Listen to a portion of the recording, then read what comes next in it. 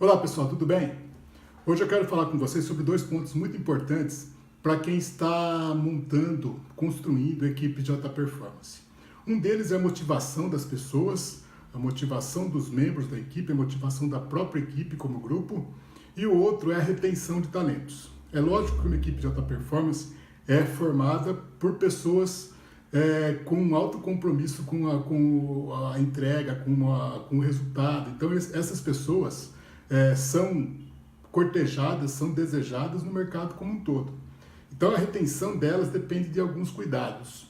E eu vou falar especificamente aqui de motivação na retenção de talentos. Pois bem, o que eu tenho percebido e visto muito no meu trabalho é das pessoas reclamando da falta de motivação de alguns funcionários, como se fosse 100% de responsabilidade do próprio funcionário. E nem sempre isso é verdade. Existe uma máxima que eu não questiono, porque eu não sou psicólogo de formação, mas que a motivação é intrínseca de cada um, a motivação ela é automotivação, na verdade, e não existem fatores externos que possam motivar as pessoas se elas não quiserem. Eu acredito muito nisso, mas acredito também que fatores externos desmotivam, fatores externos dificultam o trabalho, dificultam a progressão de carreira, dificultam atingir os resultados que as pessoas esperam e por isso acabam desmotivando.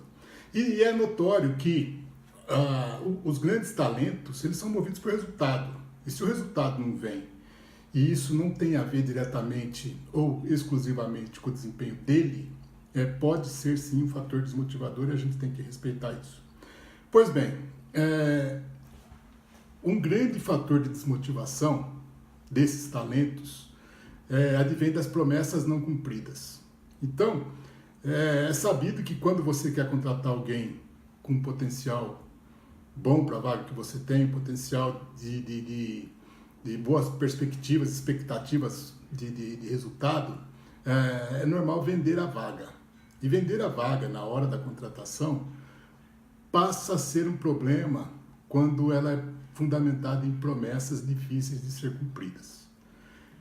Então, promessas de crescimento, de desenvolvimento de carreira, então, eu entendo que é difícil de cumprir e a maioria desses talentos que estão no mercado também sabe, porque depende de contingência de mercado, depende de ter vaga para promoções e tudo mais.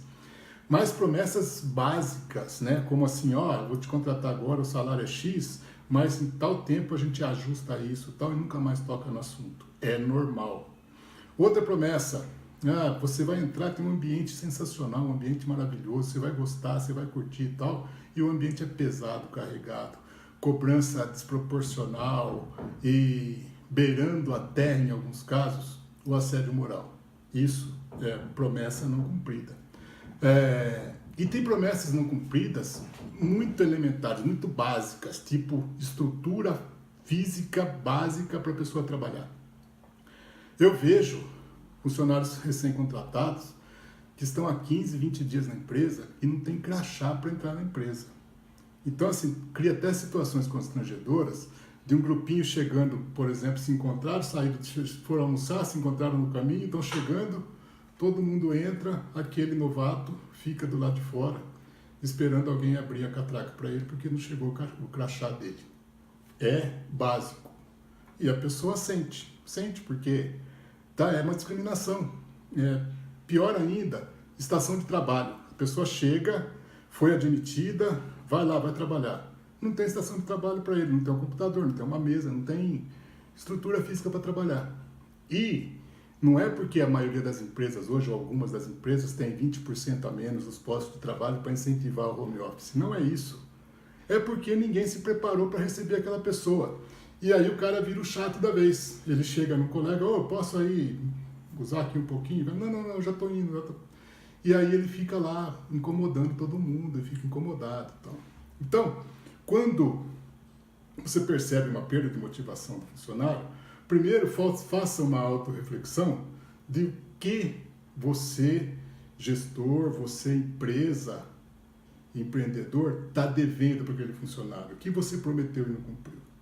Mas pode ser um problema dele mesmo, e pode ser um problema pessoal, inclusive. Então, na medida do possível, se aproxime e procure saber o que é, e se for possível ajudar, ajude. Tudo que for possível fazer para recuperar um talento, a gente deve fazer.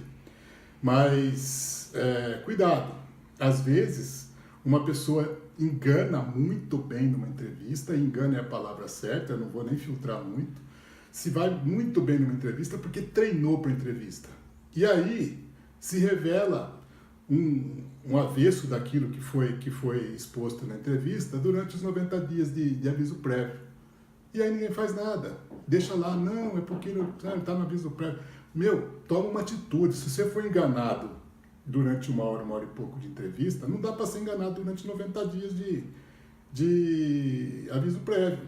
Então toma a atitude que tem que ser tomada, é melhor para ele, melhor para vocês, e não desmotiva uma equipe que está boa e entra uma peça que vai desfalcar aquele potencial todo. Pois bem, outras formas de desmotivação. Essa é muito comum, é a penalização do talento. O cara é muito bom, aguenta um volume de entrega, aguenta um volume de trabalho acima da média, então tudo que tem de excepcional, tudo que tem a mais na área passa para ele. E chega uma hora que ou ele se desmotiva porque começa a fazer coisas que não tem muito a ver com o trabalho dele, ou porque está difícil de entregar. E se o cara é mobilizado pelo resultado, ele se motiva pelo resultado, na hora que está difícil entregar o resultado, é um fator de desmotivação. Ele nunca vai falar não para uma demanda nova, dá para fazer isso aqui mais, dá para pegar mais isso, ele pega. Só que ele vai ter dificuldade para entregar e a gente se arrisca a perder o talento. Outro fator muito mais delicado e tratado meio que nos bastidores, ou melhor, nem é tratado nas empresas, mas na maioria das vezes é empurrado para debaixo do tapete, é o assédio moral.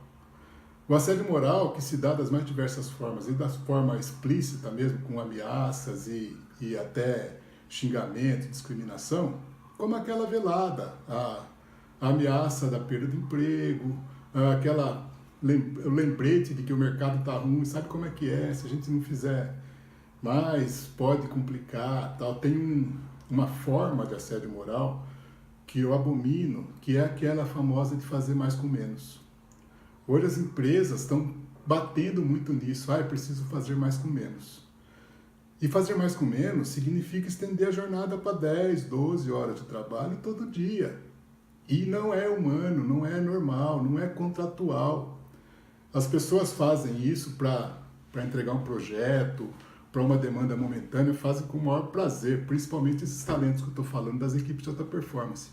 Porém, isso aí no médio e longo prazo, como aquilo que a empresa precisa, vamos fazer mais com menos, tal, não é justo.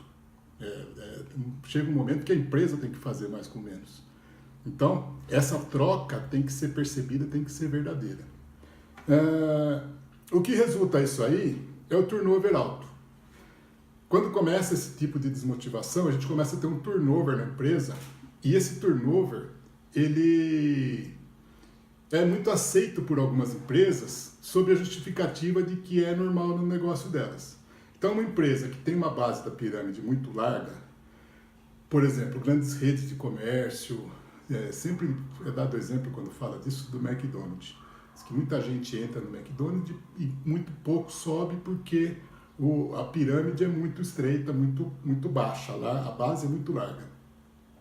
Empresas de manutenção, onde entra muita gente como operador, tal, também tem essa característica e muitas outras, notadamente no comércio. Ocorre quando eu pergunto quem está saindo, então um executivo vem me falar, nosso turnover é alto. Eu falo assim, quem está saindo? São aqueles que você deixaria sair normalmente porque não cabe na tua estrutura, ou aqueles para quem você tinha algum plano de carreira? Aí, quando a resposta vem, não, está saindo os bons, eu falo, o problema não é o turnover estrutural, não é um turnover normal do segmento, é um turnover de falta de retenção de talento, de ações específicas de retenção de talento. E aí, usar essa justificativa para não fazer a lição de casa é normal. Então tem que baixar a lupa e ver. Está saindo aqueles que poderiam sair mesmo, ou está saindo quem eu queria que ficasse? Nesse segundo caso, tem que ter uma ação efetiva de gestão para resolver a questão. Não dá para deixar acontecer isso. E tem 3 formas muito normais de perder o talento. Algumas eu já passei aqui, mas eu vou revisar para dar a ênfase que eu gostaria de dar nessa questão. Então, a primeira forma de perder um talento é para desmotivação. Então você tem a pessoa, ela é um talento, ela é entrega acima da média, ela tem o potencial de resultado efetivo, agregador para a equipe e tal, mas por algum motivo ela está desmotivada. Tem que ter uma ação em cima. Se for, como eu já disse, um problema da empresa, corrija, demonstre que está interessado de fato que a pessoa se desenvolva e produza, porque essas pessoas, como eu já disse, são movidas por resultado. O melhor motivador de qualquer profissional de alta performance é resultado. Se ele não está conseguindo dar resultado, ele vai se desmotivar. Se for um problema pessoal, pede ajuda para o RH, pede ajuda para quem for preciso, se for o caso. Em algumas empresas tem até uma área de assistência social e tal, mas às vezes tem um problema pessoal envolvido que a empresa podendo, é de bom tom ajudar aquele profissional a superar o problema. Mas não pode deixar desmotivado. Por quê? Porque você tem um talento que está custando como um talento e não está entregando como um talento. A segunda forma muito comum de perder um talento é para incompetência. Então, você tem um excelente profissional, muito competente em A, B ou C, e dá para ele fazer X, Y, Z, que o cara absolutamente ou não sabe fazer, ou não se diverte com aquilo, não se empolga com aquilo. Num curto prazo, numa demanda momentânea, essas pessoas contribuem, colaboram e tudo mais, mas se é de médio prazo, longo prazo, está matando o talento. Mas porque o cara agora eu preciso dele em tal área. Não, seja inteligente e combine com ele um tempo para ele te ajudar nessa questão, mas não sacrifique o cara para aquilo. Ele vai de boa vontade e vai perder muito potencial. E no médio prazo vai se desmotivar. Por fim, a terceira maneira de perder um talento é para o mercado. O talento está lá, desempenhando, desenvolvendo bem pra caramba, e o mercado vem e faz uma proposta melhor que a sua e leva. A melhor das formas de perder o talento é para o mercado, porque é a única forma que não é você que paga a conta. Se você perde para desmotivação, ele está lá pesando na sua folha de pagamento. Se você perde para incompetência, ele está lá pesando na sua folha de pagamento. Se ele foi para o mercado, você tem uma equipe de alta performance de lado, essa equipe se retroalimenta, você coloca talento no lugar e depois não está custando na sua folha de pagamento. Isso é importante saber. Às vezes a gente fica preocupado em reter as pessoas e não cuida de quem está perdendo a performance e o desempenho ali dentro, que poderia ter uma ação específica nossa. Vai ter ação na hora que o mercado quer levar e a gente começa a querer prometer aumento de salário, um plano de carreira mais rápido e tal, e não fez isso enquanto ele estava lá entregando, fazendo tudo que prometeu fazer, tudo que foi combinado fazer. Gente, é isso. Equipe de alta performance se faz com grandes talentos. Talentos também se desmotivam. É prerrogativa do líder ficar atento à motivação da equipe. Ok? Obrigado, por hoje é isso. Desejo muito sucesso, alegria e felicidade a todos.